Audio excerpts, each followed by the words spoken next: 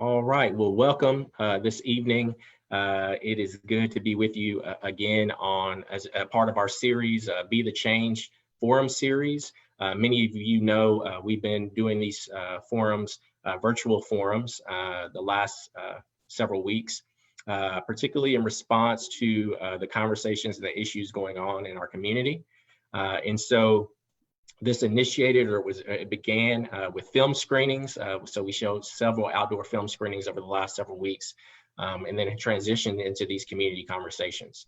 So tonight's conversation and topic will be focused on race and socioeconomics. And so we're very glad to have with us some esteemed panelists. And so we have with us Charles Adams. Charles serves as a senior consultant at SNA Development LLC. Here in Jackson. So Charles, we're thankful to have you with us. We also have with us Frank McMeen. Frank serves as the president of West Tennessee Healthcare Foundation here in Jackson as well. Also is a professor at University of Memphis-Lampeth. And so Frank, we're glad to have you. We also have with us Dr. Janice Pittman. Dr. Pittman is assistant professor of management at Union University School of Business. So Dr. Pittman, we're glad to have you. And then finally, least but not last by any means, is Mr. Ray Washington. Ray serves as the Chief Operating Officer for the Jackson-Madison County School System. He was sitting in very valiantly these last several months as our interim superintendent. And so he's done a great job there in his role.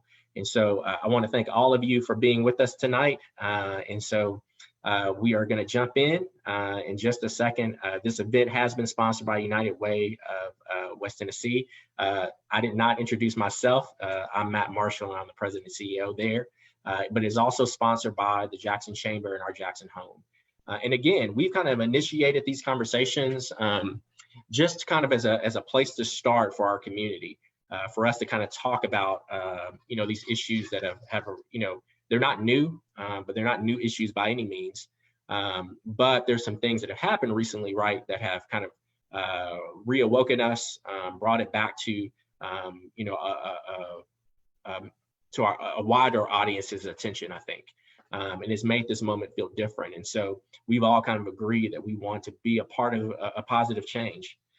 And so, we've talked about a number of issues up until this point. We discussed race and criminal justice. Our first forum was on addressing racism. And so as we kind of transition tonight to talk about socioeconomics, which is, a really important conversation, one of the reasons we do so is because according to, just kids count data, here in the United States, 1 in 3, 32% of African-American children and adolescents, and more than 1 in 4, 26% of Latinx children are living in poverty. And so, that's a big deal, especially when we compare it to the rates of our white brothers and sisters who are, living in poverty, which is only 11%. Again, that's compared to 26 and 32 for Latinx and African Americans. So the first place I want to start tonight, and Dr. Pittman, we'll start with you. What contributes, to these inequities, these large discrepancies between these populations? Well, when you have systems that are in place that support racial disparities and income-based disparities, it drives a system of not having access that's based on race and ethnicity and your zip code, and then it makes you inequitable to have resources so that you can break the cycle of poverty. And these are some of the things that fundamentally exist. And within that, we see it play out in several institutions, like predominantly white institutions, corporate America. We see if you're constantly denied access, then you don't have, you can't access those things that allow you to be able to generate wealth and all those things because you're being denied access based on your race, your zip code, or your ethnicity of where you've been at. Yeah. So, Charles, what would you add to that? Well, Matthew, and I think Dr. Janice, I think you did an eloquent job conveying your thoughts. I have to add something to that, Matthew. When you start looking at the African-American race of people and go back to 400 years of slavery. In 1862, the Emancipation Proclamation was signed, freeing the slaves. But I don't think there's no one in the world who's had a journey like the African Americans and the African American family. So when you look at a family that was traditionally broke up, children taken away from their parents, and men being subjected to just pretty much livestock and just being a buck and breeding. So, I don't know if there's data that supports my theory pretty much, but I think it goes back all the way to slavery. And I say all that to say this. So we're looking at being freed, Emancipation Proclamation, 1862. You have Jim Crow laws that started in 1870 all the way up to 1964 when the Civil Rights Bill was signed. Right. Now, put this in perspective. My generation, I was born in 1969. So technically my generation was the actual first generation that received full citizenship of this great country. In that time of Jim Crow, you was denied building wealth. You was denied having access to land ownership. So when you have a culmination of all these type things, and not to mention, and there's another aspect to look at this, Matthew. So when you look at the children that's born out of wedlock in the African American community, though, that's a moving target based on where you get your data from, but it can be as high as 77% of African American children are born out of wedlock compared to whites being born, 28% being born out of wedlock. The factor here is, a key factor is, if there's not a man there in that home to lead that family, you have pretty much just torn the true family structure apart.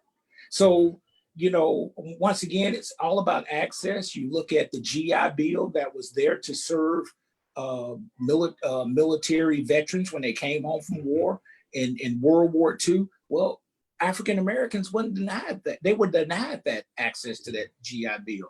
What that do? That gave you opportunity to purchase a home. And what does purchasing a home does? It gives you an opportunity to build wealth. Once you build that wealth in home purchase, you'll have an opportunity to transfer that wealth to the next generation. So I think once you look at all these things as a whole, I think that's the reason why you see those poverty rates as high as you do in the African American community. Yeah. So, to kind of, synthesize that a little bit, even beginning, and I know a lot of people will ask the question, well, why is slavery always brought up? Like, why are we all, people always talk about slavery. But I think one of the points that you make is that if you didn't even own your own body, let alone property, and we know in this country, owning property is the primary way that we build wealth. If you don't even own your own body, it's hard. You got a hard task ahead of you of trying to actually build generational wealth. And then even as you said, even after slavery, Jim Crow laws, redlining, all of these pieces contributed to that, which kept people of color primarily from gaining that access and the ability to build wealth over the next couple generations, 2 or 3 generations maybe. And then, as you kind of finished, the other piece of that is and this came up, last week as well when we talked about criminal justice, that breakdown of the core family. All of these pieces contributing in, as you and Dr. Pittman have spoken to about why we're seeing, even presently today, some of those inequities. And I think the thing that we often, leave out in this conversation, and I think it came up the first week, is the issue of trauma and generational trauma that people of color in this country have faced. And so, our state in particular, the state of Tennessee, has spent quite a bit of time investing resources into ACEs, adverse childhood experiences, and in spreading more knowledge about that. But the kind of core principle is that when children experience trauma as they're young, that trauma doesn't go away. It stays with them as they get older. And it ultimately can even affect the way that a person's body works, the way their brain works. It's been linked to obesity and so many other things. And we tend to think that trauma, and when people go through that's just bad habits, but it's been linked biologically to things we see. And so I want to ask, and Ray, I want to start with you. Research in ACEs has revealed this correlation between, severe poverty, the kind of which we've been talking about, and long-term health outcomes. So speaking as someone, from an educational standpoint, can you talk a little bit about the link between these two things? Sure, definitely. Of course, within our system, we're promoting ACEs training now for those same reasons you talked about, not just from an academic standpoint, but from a health standpoint. And many times people don't realize our school nurses and schools are the front line of healthcare for many of our students, and also dental care, which gets left out quite a bit that leads to healthcare issues. Can't tell you how many times I've walked in the office and asked a kid what's wrong with him, and his tooth is aching. Well, you can't really focus if your tooth is aching, right? Yeah. Or you have some other problem. But as far as ACEs goes, that is a heavy concentration of what we're trying to provide to our students and our teachers, the training to understand these traumatic experiences and what that student may have experienced even the night before, and why he has the attitude or the behavior issues that they do. I know you asked more about health issues, but a lot of the behavior issues we experience in the school system are due to traumatic experiences and things that we don't even think about that occur in kids' lives on a daily basis. So, but health related, when it comes to long-term health, we can always talk about eating habits and access to health care and the quality of the food, high sodium, high sugar type food that lends itself to people in poverty because it's less expensive to purchase, more readily available, even at convenience stores or places where they can actually access groceries. All that rolls into it, as far as long-term health, along with the traumatic experience. So it's just not one thing. There's levels of it that build on each other in a negative way. And to work your way out of that, it takes a whole lot. Sometimes it is a mentality. Your eat is mentality, your experiences mentality. Even those people who don't have those experiences go to comfort food, right? So, whatever comforts you at that time, given your experiences, is what you draw to. I mean, it could even be related to drugs, when you try to cope and get away from things. Okay, so all these things build into communities of poverty to access those things that comfort you at that time or can satisfy whatever needs you have. And we see that in children, and not to mention the parents of the children that we work with. Yeah, absolutely. Frank, what would you add to that? If you lack funding, if you don't have money, you're not going to the doctor. You're not going to the dentist. And when I worked on my master's degree, I took the census data of Midtown Jackson. If you're going from Walgreens to downtown Jackson, you look at the census data when you're driving down Highland headed towards North Highland or downtown, and you look to the right and you look to the left, there are two completely different worlds. You look to the left and you have a food desert. Yeah. You look to the left, you have no health care, no pharmacy, you have limited transportation, you have teen pregnancy, you had a high dropout rate of high school, you look at unemployment levels that are very high, you look at the lack of home ownership and rental property, but when you looked at rental property, you saw basically slumlords. It was owned, or it was governmental. You saw transitional housing. And so you looked at that what children were being raised in. But if you're looking at going down North Highland and you look to the right, you see a completely different world. You see home ownership, college graduates, you see a hospital, you have pharmacies, people had their own cars, there were college graduates, they were employed. It's two different worlds. And so on the left, you have those who are trying to make it. and raising their children. So you don't have access to that. You have very limited access to healthcare. You can come to the ER. You can't go to a doctor because if you don't have the funding, they're probably not going to see you. They're not going to set up an appointment for you. So in the hospital at one point put the East Jackson Family Medical Center in East Jackson. We have now Christ Community there. Mm-hmm. But if you have children that are being raised lacking all of these things and lacking, as Ray mentioned, food sources that are healthy, you can eat at a convenience store, but it's going to have a long-term impact. And so that will impact a child's education, that will impact a child's health, his long-term health. So, there's some generational problems in this that impacts our children. And sometimes it becomes a cycle. We have teen pregnancy, and then they drop out of school, and then grandmother's keeping the child. On the east side of Highland, you don't have that on the west side of Highland. It was just really interesting. Yeah. And I think the first question that we want to ask, that I would want to ask in response to that is, if you see that so clearly and so distinctly, and we can be honest and say, part of what, is that didn't apply to everybody in every household in all situations, right? But it is a kind of 30,000 foot view. Yes. That I think a lot of people in Jackson would probably agree with. If someone like you, Frank, can see that so distinctly, can everybody else see that?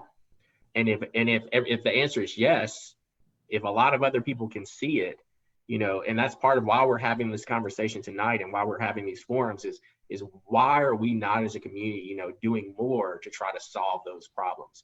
And we'll talk more about that as we go. But one of the things, Frank, that you mentioned, and Ray did as well, is unemployment, and how much a part of that, that plays in all of this. So African-American unemployment is typically double that of Caucasian Americans across the country.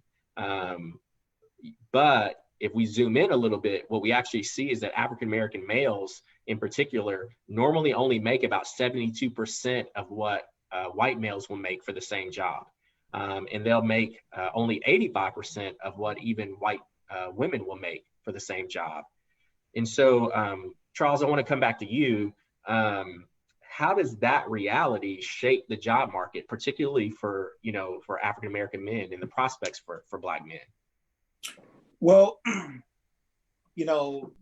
the reality to that, I working in corporate America for 30 years, and I can speak to a few things that I saw there personally. One of the things, in corporate America, there are metrics attached to everything. So, you're driving diversity, you're driving inclusion, you're driving the affirmative action initiative, and those numbers sometimes are minuscule. I mean, to have African Americans represented in a certain position, you're probably talking about in some cases 9 to 10%. And to me, that's not a reflection of the demographics in which that business served, but unfortunately, that's what you see. Another thing you see in corporate America specifically is you see a double minority being taken care of when you see a Black woman being put in positions in corporate America, and I think that has an adverse effect on the Black man, and to a certain extent. But the overall systemic racism that exists, a lot of times, Matthew, I don't think a lot of folks, when they're making decisions, they are aware that their decisions look like discrimination. And the reality is, and I had to bring this to someone's attention, when you migrate to people that look like you, think like you, dress like you, sound like you, think like you, and you give that person a job or give that person a promotion just because of those so-called attributes that you see, the results is still the same. It's perceived as racism or discrimination looking at it from the outside. So we have to find a way to kind of have straightforward dialogue. I call it conversations that's perceived as taboo. You cannot placate. You cannot placate the conversations. You have to put it all on the table, just like what we're doing here. When you're honest and with a problem, you can come up with next steps and real solutions. But if you're not transparent, if you're not honest, I don't care how sensitive the conversation may be, you will never be able to address it properly. And I think that's the reason why you see those disproportionate numbers when it comes to unemployment. Yeah. Wow. Okay. Ray, as a fellow African-American man, what would you add to that?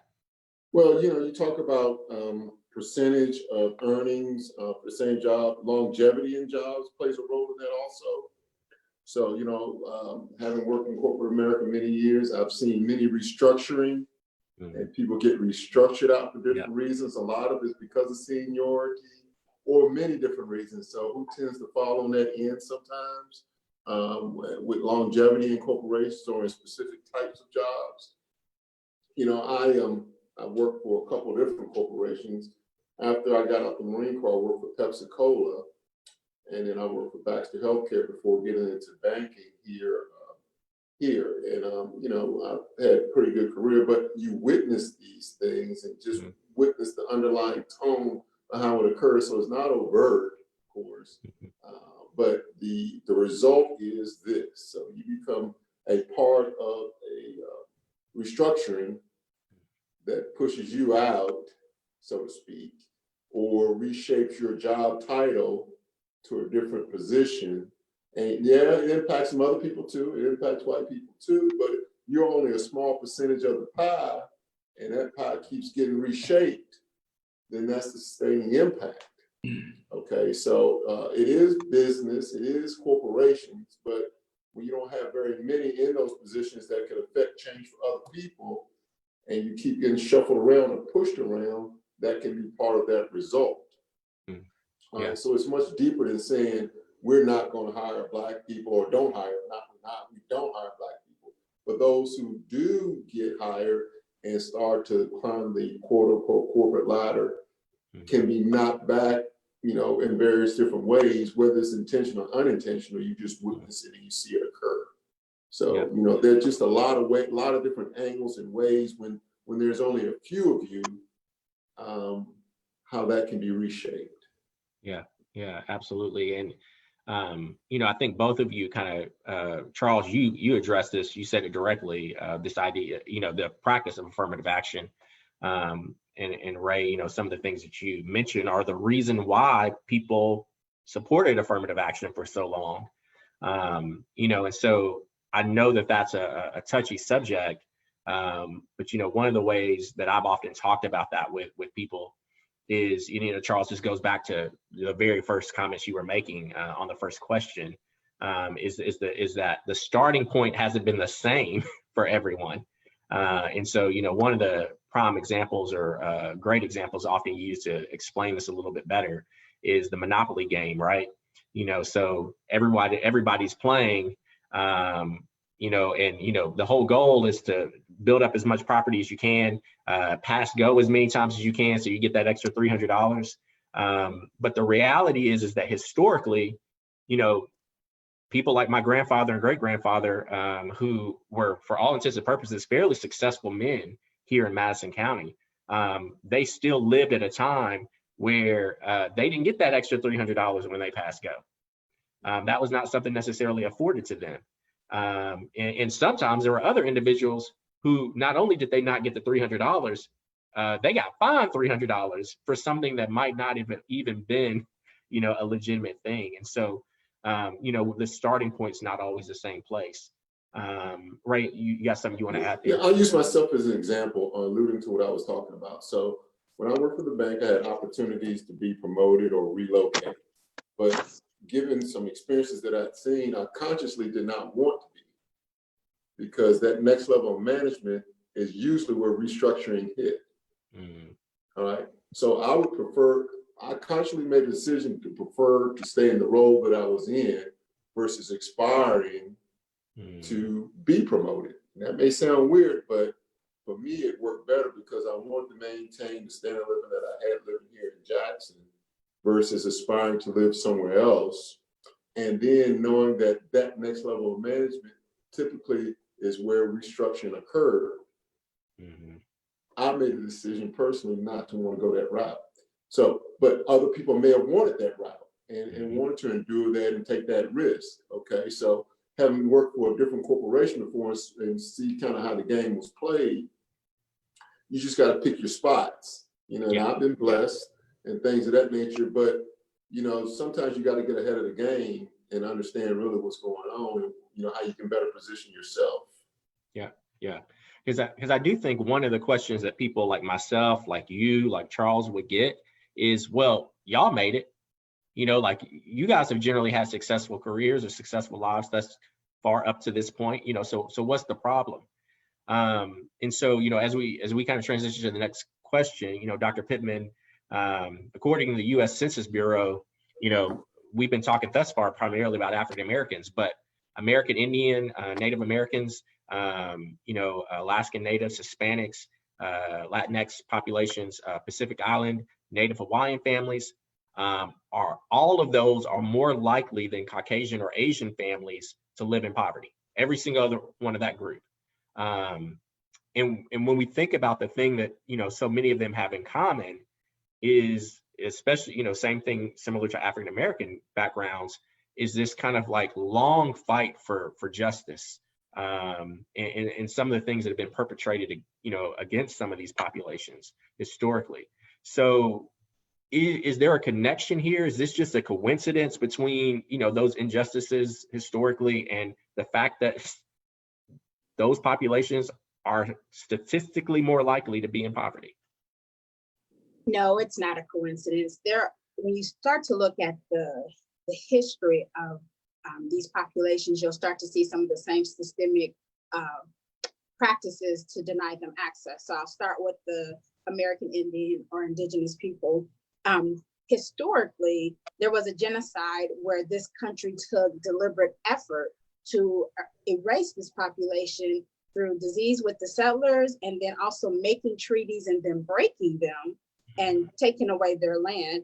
And then as they were exposed to disease, it caused a mass death, and then there was lack of access to public health.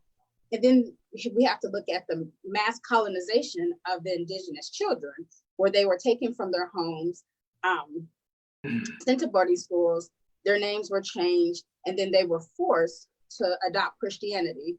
And when we look at that and some of the effects that have, them being forced into Christianity when they had their own sovereign way of worship and spirituality, that takes a part of you.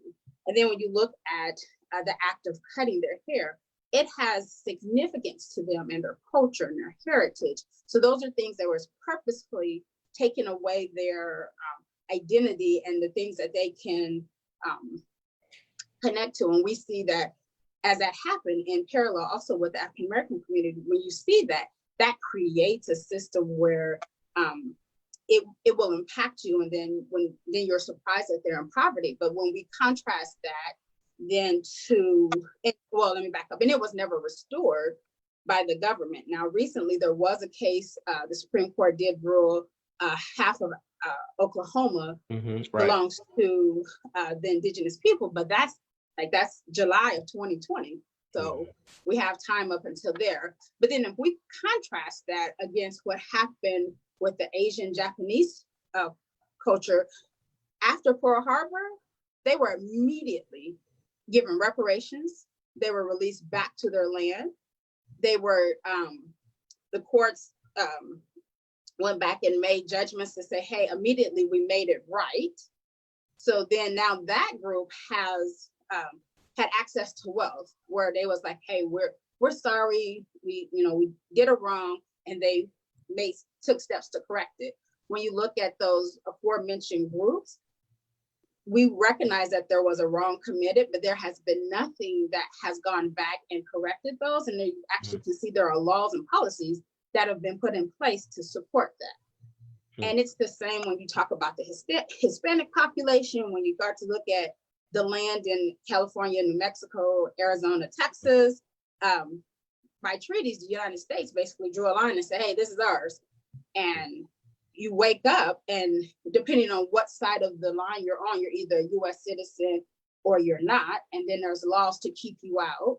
And so literally you have communities where it's literally just broken up overnight. And then there hasn't been anything that has been done to repair or try to fix that. Actually, there are a lot of laws that still support it, and those laws are still gaining traction. And as you see in our current environment, we're still struggling to make right or reparations or dismantle those systematic things that have been put in place to keep these groups that have an effect on these groups staying in poverty.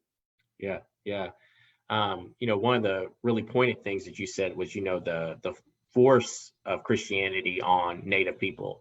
I've read 2 or 3 books on that issue.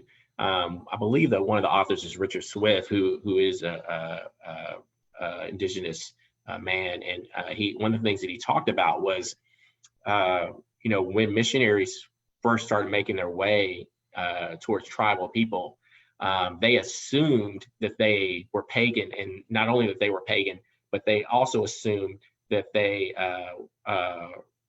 served and worshiped many different gods, and so that they were polygamous in that sense. And so, one of the things he used as an example in his book was that, missionaries saw these Native people bowing down to the sun, and they assumed that it was in worship to the sun, but they did not understand that they actually believed that the sun and the moon were actually holes in the sky through which the Creator shined his light. And they believed in one Creator. And so instead of like meeting them where they are, that Paul talks about in Acts 17, instead they came through and wiped out the entire culture and forced this other way of understanding. And so really, really interesting and sad pieces there, but so much good in what you just shared.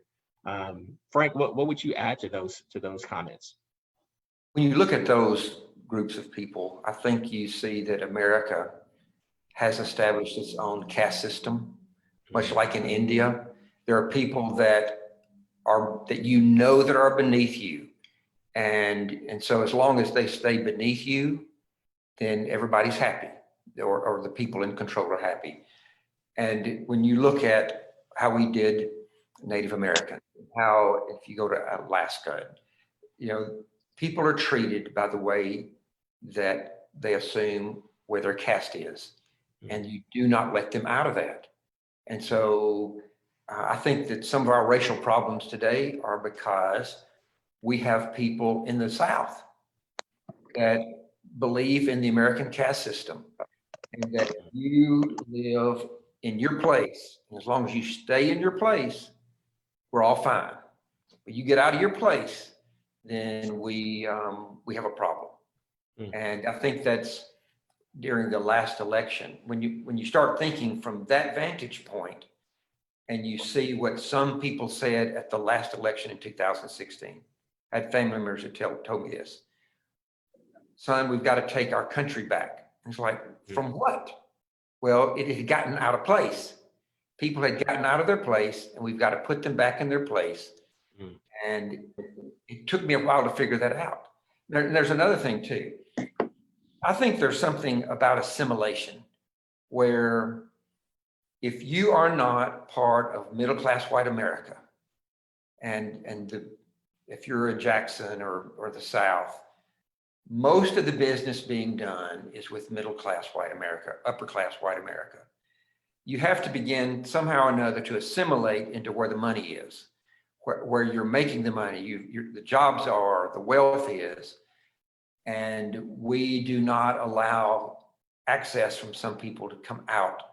And I look at our public school systems, and one of my mentors at the University of Memphis, Dr. Reginald Green, wonderful man, he challenged my thinking, and he basically said, we've got to get back to where some schools are segregated in an effort to reach children, because for generations, they have been living in poverty, living in subsidized housing, living in very transitional housing, and they have a whole nother culture. And so we put them in classrooms that have middle-class white American teachers, that concept, and we're trying to teach them, and they don't connect. And so there's this disconnect. And he says, that child that has been in a generational lifestyle that is not middle-class white America, he cannot connect as easily with learning and the success of learning. And so there needs to be a teacher that connects with that child. And there's a whole philosophy, and it's called the culturally relevant pedagogy. And people are teaching this nowadays, where some schools, there needs to be teachers that are relating to these inner city children or these culturally unique situations. They've got to be taught or help find the joy of learning, the success in learning. And it may take a while because they're nowhere near middle-class white America. And for us to get to a change of some socioeconomic groups of people, we've got to get them where they're connecting with successful people, what they look like, and sound like, and what they know. And so we need some help there. Yeah, one of the ideas that a lot of that is rooted in is the historical nature of the success of African American educators in the early 20th century. Yes. So when we look back at that time, pre-integration, you had a lot of successful Black entrepreneurs and others that were coming through, scientists, inventors, creators, all these successful people who were coming through. And it did feel like for a lot of people after integration, that a lot of people hit a roadblock. And part of that is, Frank, I think the point you're really trying to make is that you had a lot of teachers come into the classroom who did not understand the culture of the children that they were teaching. And oftentimes, and this is, again, not true. This is not true in all times and all places with all people, not by any means. But there were large groups of teachers who didn't make attempts necessarily to understand those cultures and those backgrounds. And so there was a disconnect. I saw this, and Dr. Pittman and I have talked about this, even, at a place like where she works at Union. I saw this there myself when I worked at Union for 8 years, that same type of thing, and that challenge to connect. And to your point, yeah, when that struggle is there, when you're trying to get over that wall, either as a teacher or as a student, that can be incredibly difficult, and actually create barriers to success in the classroom. And so, that can be a big struggle. I was amazed with Dr. Green. He sat in our class teaching a doctoral class with us. He said, I was a freshman in college before I ever had my first conversation with a white man. Mm. So his entire education was from the minority community. And then he went to college. And so he had some great teachers that inspired him. And I think that needs to happen again. Yeah. And I think the other point, that you were talking about as far as assimilation is that pressure for Black and brown children to have to become white, essentially, to be successful. That's the other piece I think that you're getting at, is that can be the expectation that in order to be an American, you essentially have to adapt, have to become culturally the majority, the white majority, and that's the other challenge, that's where good role models, when they see a Ray Washington, because here he is, very successful and very respected. Dr. Reginald Green, you see these people who've done very, very well. Well, someone connected with them. There were that teacher that connected with them, helped them, bring them through to introduce them to a world that was outside of their neighborhood. Mm-hmm. Yeah, maybe so. Yeah. Ray, let's keep talking about education, because, that's one of the questions we need to answer. What role does education play in all this? Well, first of all, Frank used the word assimilation. So for me, a lot of times people misconstrue that. So if you have, quote unquote, some moderate level of success in America as a Black person, you get called certain names because you, quote unquote, have assimilated and become white, and you're not yourself, which is totally not true. So you get that stigma on the side of the Black community, some Black people. I moved here in 1995 and I happened to buy a house in North Jackson. Didn't know the difference. I never lived in Jackson before. Moved from Los Angeles, okay? But because where I moved, certain people took me to be a certain way before they even got to know me. So you don't necessarily have to assimilate, but even if you have some moderate level of success, people put you in a category based on that you have done some things that they don't think that Black people should be able to do, even in the Black community. All right, I experienced that. 20 years, I've been here 25 years and still deal with it from time to time, given I'm not a native Jacksonian. But back to education. So you have Black teachers now who are quote unquote middle class that don't relate to some of the kids that they have to teach. It's not about a white thing either. So it's beyond color. It's really socioeconomic and where you come from and where your upbringing has brought you from. That you can relate to the kid on, in Lincoln Court or Heartland Place or whatever, those places that we identify, quote unquote, where those children come from. And so trying to understand their traumatic experiences, how they live day to day, how they survive day to day, all right? Fight or flight syndrome, they fight for everything they get from the time they get up to the time they go to bed. School sometimes is the only safe place they have throughout the day. And then, any confrontation there escalates beyond control where it doesn't have to be, whether it be with a teacher, whether it be with another student, things just happen to escalate. So when we talk about all these things, they do come together, on the whole socioeconomic umbrella, but in education, those are the things that public education, we have to combat. We have become responsible for that now, it seems. That all things with children, public education is responsible for. So the behavior issues that come to school, now we're responsible for. Okay, those outcomes and those kids who don't make it for whatever reason, although they may not have the family support or the support needed and instruction needed to make it, it's public education's responsibility to take that on. I mean, you saw that with the nutrition. It was our responsibility to make sure they had food. If they were out of school. We have to take on a lot in public education that people don't understand. We deal with a lot of issues that people won't even begin to understand unless you work in it or put yourself in that position. So even when I worked for the bank, I would go to schools and do accounting classes, talk about the stock market and banking. Whoever asked me to come, I would try to go with me, elementary or high school. But at that point, I started to get a glimpse of really what was going on with some of these kids and where they are. They're coming from a deficit when it comes to these type of conversations that you can't even imagine. You take for granted that people know certain things, even adults. You take for granted that they know certain things, but they don't. And it's not because they can't be educated or they just don't know any different. And so, I just see that it's more and more apparent every day that people just don't know what they don't know.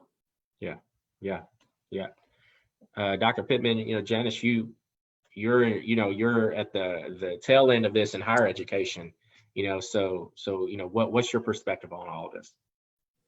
My perspective is education provides you access. So, and it could be somewhat of equalizer in the space, because once I get access, then I can start to understand access to systems and things that I've been traditionally denied. Once I start to get access and gain the system and see what things are in place, I can start to take steps, or the person who has a degree can start to take steps to dismantle or learn how to navigate or matriculate the system.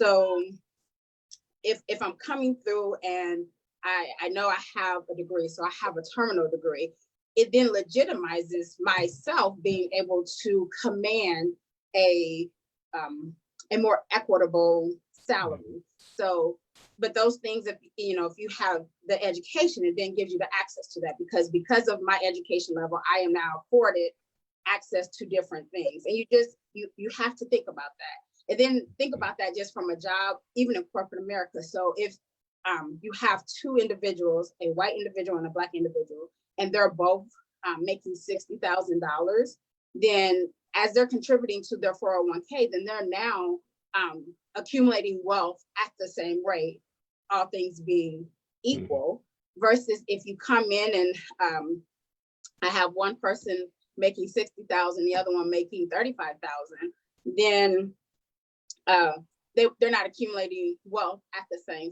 space. And typically when you look at education, if you come from a background where you have any type of advanced education, typically that affords you to be able to get somewhat of a percentage of a higher salary than someone who may be doing the exact same job without without those qualifications or those types of degree. So when you look at that, and then you look at let's look at the numbers of Blacks, people of color, Latino, Latinx, Native American that actually are getting advanced degrees, and it goes down exponentially when you go from bachelor's to master's to PhD. Right. Then they're locked out of that system because they don't know. So once you know, you can then develop, ways to adjust or to, in essence, play the game.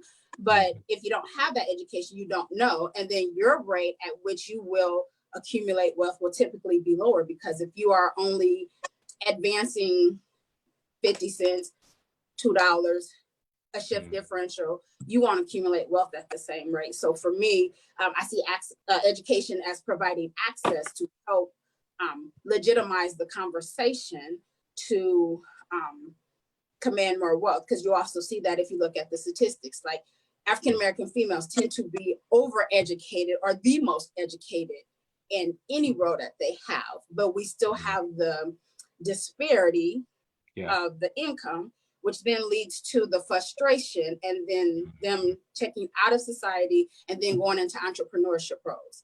Right. But then they're drawing on their educational access to be able to say, hey, I don't have to take this. I can create my own space.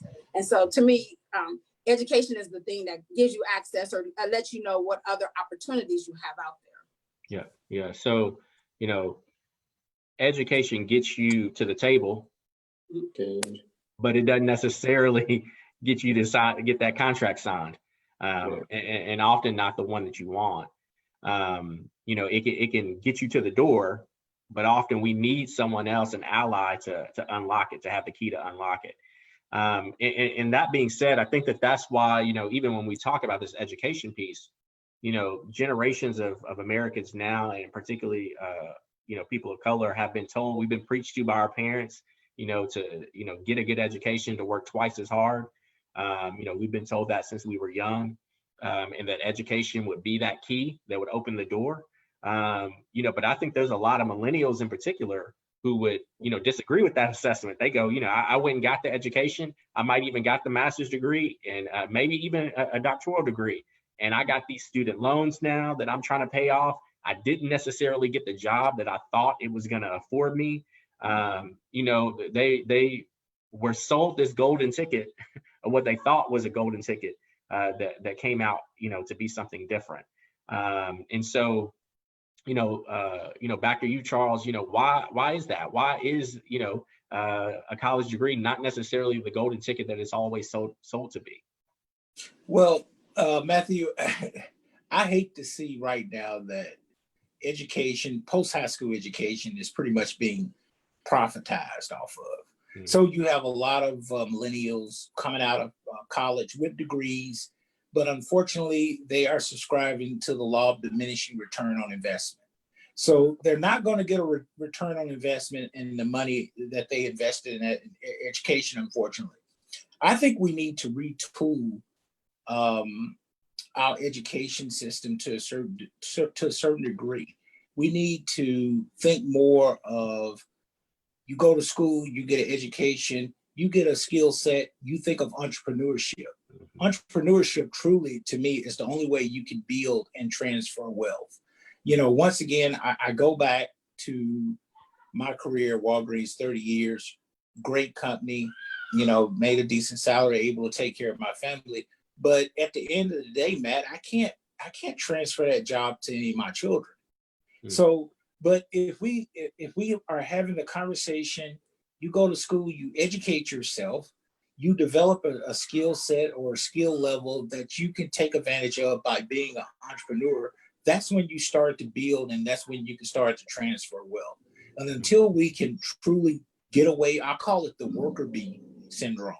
So we tell our children, you go to school, you get an education, you get a job, right? But right now, the workforce is on a global scale. Everybody is connected. You're seeing jobs that are being outsourced, jobs that my parents raised our family on. Those jobs don't exist anymore in America. Right. Yeah. So I challenge young people, millennials, when they come out of high school, you got to have a plan in place. You got to be willing to hit the ground running. The competition is fierce. When I came out of school many, many moons ago, well, the competition was pretty much localized. But now we're living in a global economy, and it's much more competitive.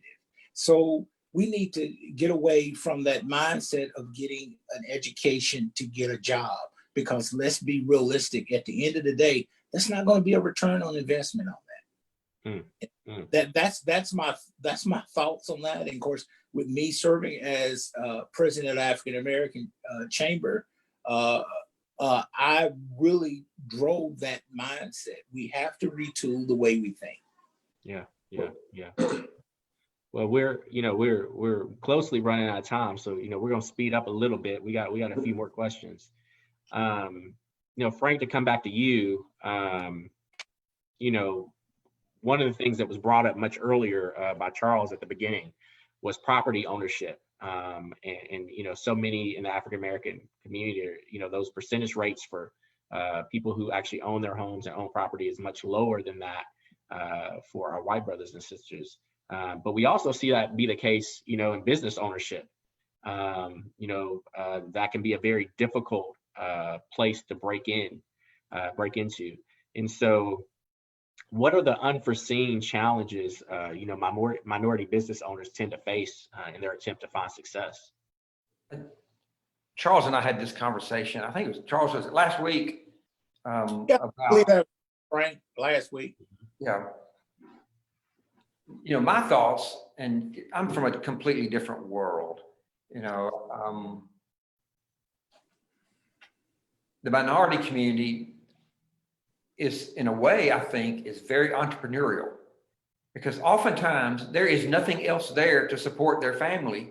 They have got to be able to earn a living, and they develop some kind of job skills, and they do that. Now, they may not be high paying, but they are how they survive at times. One of my friends that was one of our ER doctors here, he was from Africa. And so I went to Africa, and we were helping with sick children. And he said, Frank, Africa is more entrepreneurial than America. And I said, what are you talking about? He said, there are no jobs here. You have to create your own jobs. And I think oftentimes we think that, and looking at the minority community, that they may not be working or something. They're probably some of the hardest working. It's just that there's not a lot of income there. They own their businesses, and they do what it takes to live. But and I think that may go back to what we were talking about earlier, as Dr. Pittman was saying, that lack of upward mobility that she and Ray were talking about, it kind of forces you into that sometimes to make it on your own. Yes. And Charles and I were talking, the success comes when you take it out of your neighborhood and take it to where's their other money? You may get the money from the neighborhood, but there's more money out there than your neighborhood. So for a minority owned business, your scope of business should be all of Jackson. Not be, what do I put on East Chester? It's like, what do I put on Van Drive or Carriage House or some of the other areas in North Jackson, because you want that business to be larger than your neighborhood. Yeah. And that's part of the issue, you know, is that it can feel like there's a limit, right? There's a limit on the scope of how much your business can grow, and how large of a clientele pool you can have, and you know, how far you can reach. And yeah, you know, access, again, that word that Dr. Pittman used, is so very important. Matt, Well, can I go share? ahead. Sure. I just want to kind of speak to something personally with my father. My father was a pastor and also a farmer here in Madison County. And he farmed out in the east part of the county. And he ran a pretty nice operations in the 60s, 70s, 80s, and the 90s. But when you're talking about running your business, it's all about access to capital, right? Mm-hmm. To build, to expand, to even just maintain daily operations. Well, my father would often go to the bank to borrow money to expand on his farm, to maintain operations, and he was denied those loans. Where his white counterparts right down the road were given the opportunity to expand, to build, to purchase new equipment, to purchase land and things of that nature. Well, just let's fast forward to late 90s, early 2000s, when there was a class action lawsuit that found that the USDA was subjecting African Americans to discrimination by not giving those loans for operation. They granted my dad a $50,000 settlement check. My father looked at that $50,000 as a slap in his face. You know why? Because the reality is my father was denied the opportunity to build wealth over 4 decades. And when you build that wealth, or in this case, when you're denied to build that wealth, you don't have any wealth to transfer to the next generation. Right. So, you know, when you look at it from that perspective, that's what systemic racism looks like. And it's like running a marathon and seeing others run a flat plane when all your journey is all uphill, you know. So that's just one of the things I wanted to share. And I think that kind of speaks to what that looks like when you're talking about having access to capital to build on. And I want to think that my community, they have difficulty accepting that at times because they don't see that in their lives, and they don't understand how that can happen. Right. Yeah. But you know, it has, and I it work at a does. bank, I understand that. Yeah. That perspective is out there, that they don't understand why people don't do certain things, or why haven't they achieved more over the course of time. They just don't understand. Home ownership was a big hurdle for Black people for many years. And if you did get a home, they foreclosed on it at the drop of a hat. As soon as you were a day late on the payment, they took it from you. So building wealth in the Black community has been stymied over the years. You look at Tulsa, the quote unquote Black Wall Street, as it became more successful. It got bombed, the people got killed and everything. You suppress it all. It's been suppressed in many ways, overtly and covertly. That whole access to generating long-term generational wealth that we talk about, and how it's transferred from one generation to the other, and it continues to build. It just hadn't been there. Even from home ownership, it hadn't been there. You know, Charles talks about his dad as a farmer.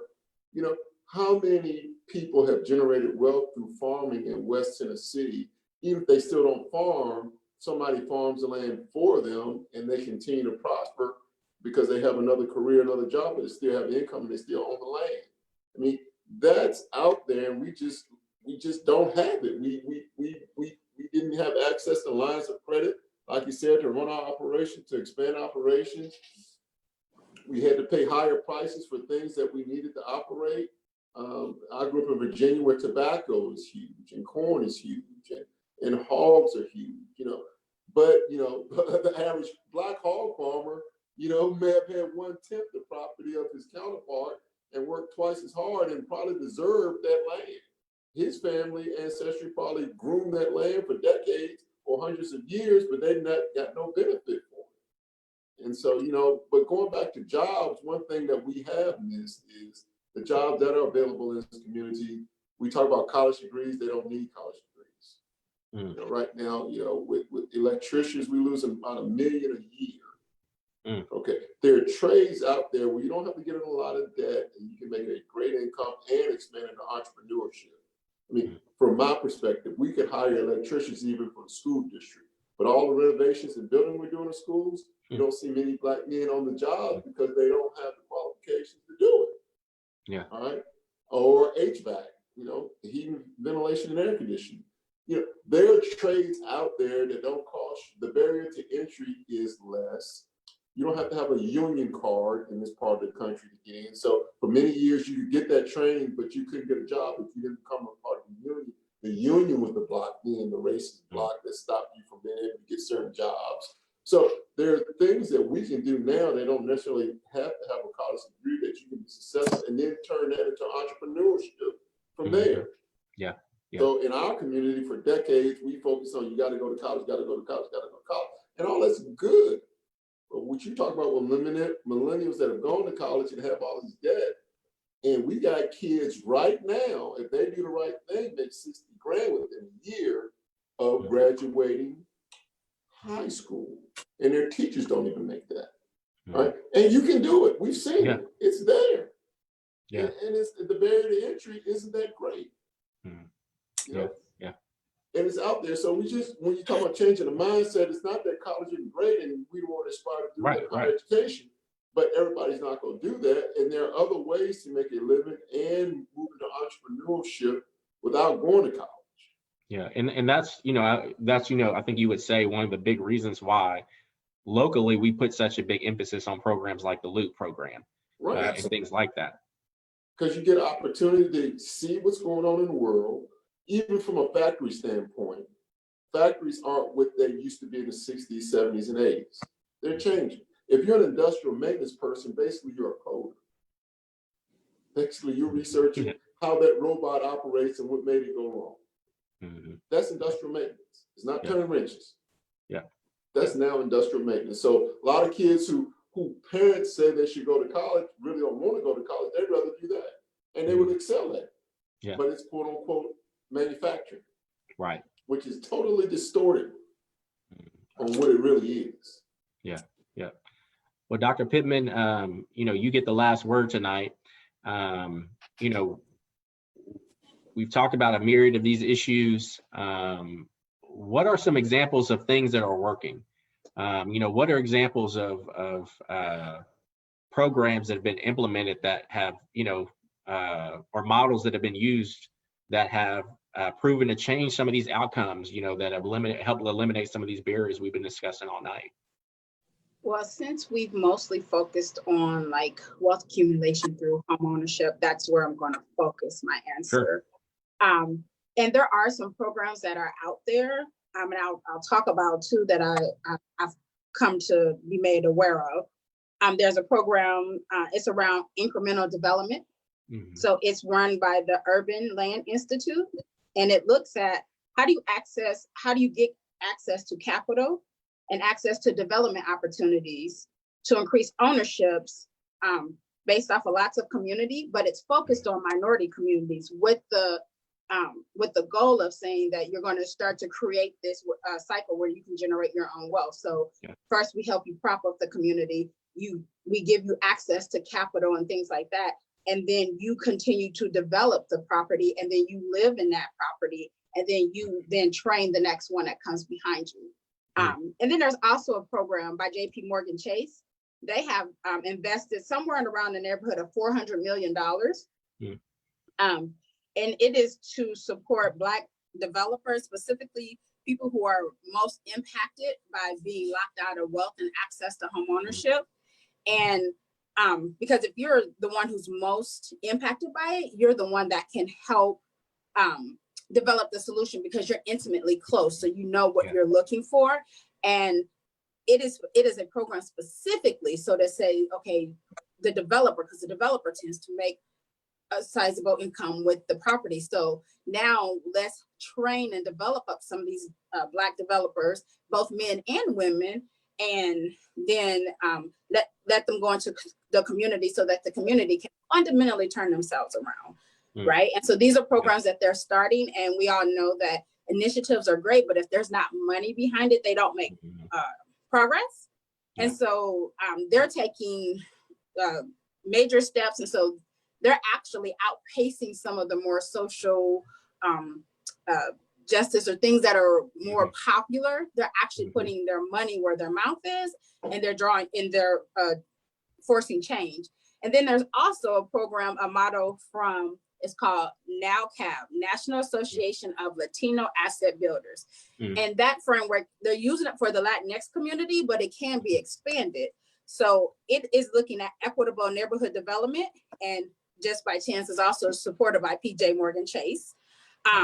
And what happens is the requirement is you can't develop that space or that neighborhood without having any Latino, Latinx at the table making decisions. And so now you're going to equip the communities with the tools to participate without displacing them. Because normally what has happened is that the group you're trying to help, then you displace them. You have to have this community with you. And then it's both residential and commercial, because there are different income streams that are attached to both residential and commercial development. And then the efforts that's led by the NALCAP, it is always led by leaders in that community. So these are models that are already out there. You don't have to reinvent the wheel. And then you can also tap in to see, can you get access to the funding and things like that. So those are some programs that are out there already that are working. And my experience has been, I've had some of these conversations at a high level, just through personal conversations. This community and these programs, they seem very willing to share. So most of the time, all you have to do is just reach out and say, hey, I'm thinking about this, or I'm looking at this, because gentrification and all of that is very top of mind right now. And there are some efforts that are outpacing where we are locally for Jackson, but it's just where we are. So like you would expect a larger metropolitan city to be moving faster. So you can, in essence, to take from my former employer still seamlessly and just take what works for you and then go back. So there are resources out there. And once you start looking for one, then you'll find other ones, but those will be great places to start for resources and models of how you can impact and try to alleviate some of the poverty in the area where you don't have to recreate the wheel, and then also speed up the change that you want to see. That's awesome. That's awesome. And yeah, I mean, you're absolutely right. I think a big piece of all of this is, we got to have skin in the game. It's going to take investment. Frank, you had mentioned that earlier. It's going to take investment. And the reality is that when we invest in that way, we all win. The entire community wins. Ultimately, that's what, we want for the Jackson community. We want the school system to be amazing and to put out the best and the brightest, because through that, it drives the economy, it drives business, it drives all of those other pieces. And then in turn, all of us win. We want Black business to be successful for the same reasons. We want more home ownership and more generational wealth for the same reasons, because through that, our entire community wins. And so, again, that's a big part of why we're having these conversations. And so I want to thank every single one of you for being on tonight. Charles, thank you. Frank, Janice, Ray, all of you are doing great work in our community every day. I have the privilege of being a witness to that, because I know each one of you. And I know that you're not alone in that, and that each one of you wants better for Jackson and wants what's best for all of us. And so, we'll keep cheerleading you guys on, encouraging you on. And I pray you do the same for me and for all those who are watching as we continue to try to move forward as a community. All right, we'll have our final forum next week. It'll be on restorative justice and reconciliation, where we'll kind of try to wrap up a lot of this. For those of you who have asked questions and put them in the comments, next week is when we'll answer a lot of those questions over the last several weeks directly. We pulled some of those questions and we'll be talking about them. And so make sure you tune in next week. Thank you again to my panelists. And we look forward to seeing you at the same time, same place next week. Have a good night. Good night. Good night. Thank you.